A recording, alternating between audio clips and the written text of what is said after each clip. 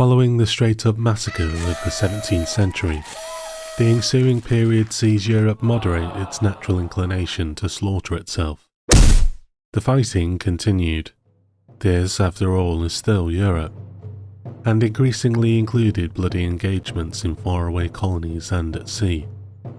But it lacked the moral and religious conviction of the recent past. The armies were small, professional, and fought now to establish a military and political hierarchy between their respective nations. A set-piece engagement, a polite exchange of cannon, musket and sword, then a series of treaties attended by men with massive hair, at Utrecht and Vienna, Aix-la-Chapelle, Paris. The chess pieces of Europe would be moved to and fro, the spoils of war made official. Fresh meat, good wine, a toast and a signature, then to make merry with mistress or maidservant. The sounds and smells of the dying and rotting, left strewn across the battlefield, inconveniently offending the delicate sensibilities of society's betters. Such is how nations and national heroes are made.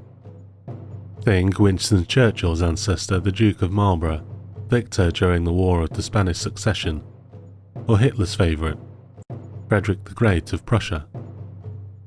Britain, Russia, France, Austria and Prussia established preeminence. Spain, Portugal, Italy, Scandinavia and the Dutch Republic regress into inoffensive obscurity. Although this is often called the Age of Absolutism, in truth only a handful of monarchies fit that description. Closest to the mark is France. Think the so-called Sun King Louis XIV, the Palace of Versailles, an obliging and dependent nobility, and of course a heavily oppressed and miserable peasantry clearly in need of a revolution and a guillotine.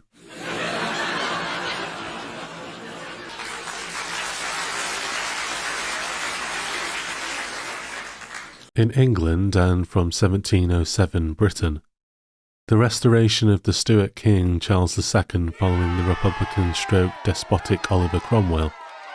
Hilariously, when Charles returned from exile in 1660, Cromwell's rotten corpse was exhumed and publicly decapitated out of spite, saw renewed outrage over the frankly tiresome insistence of Charles who, like his namesake father, insisted he could rule without Parliament. When his feckless and Catholic brother James II thought it too, Parliament responded by inviting James's Protestant daughter Mary and her husband William of Orange over to rule instead. This so-called Glorious Revolution of 1688 henceforth established a constitutional monarchy in which Parliament held the balance of power. Russia again does Russia, and establishes a police state under the moral lunatic Peter the Great, who incidentally loved nothing more than torturing his own son to death before attending a party that same evening. Invades all these places, and in Ukraine, he raised all separate non-Russian traditions, resettled vast populations of the peasantry, designated the Ukrainian language a mere Russian dialect, and renamed it Malorussia, meaning Little Russia. Why they couldn't relegate their racism, oppression and murder to some faraway colony like the sensible and blameless British, I have no idea. Speaking of sensible, the arts and sciences moved to reject the fanatical excess of previous centuries and build upon the advances made during the Renaissance. It is called the Enlightenment. In the arts, literature, philosophy and science, in architecture and even landscaping, there is a sense of establishing order from chaos.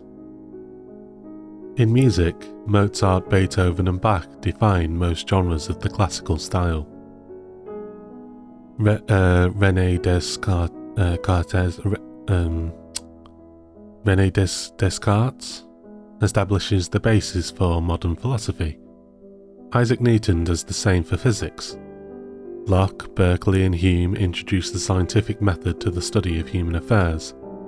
Carl Linnaeus in botany, Leonhard Euler in mathematics, economics Adam Smith, Milton, Dryden and Pope poetry. In short, it is during the century or so before the French Revolution that the foundations are laid for the emergence of modern Europe. Thanks for listening. If you like this, subscribe and hit the notification bell.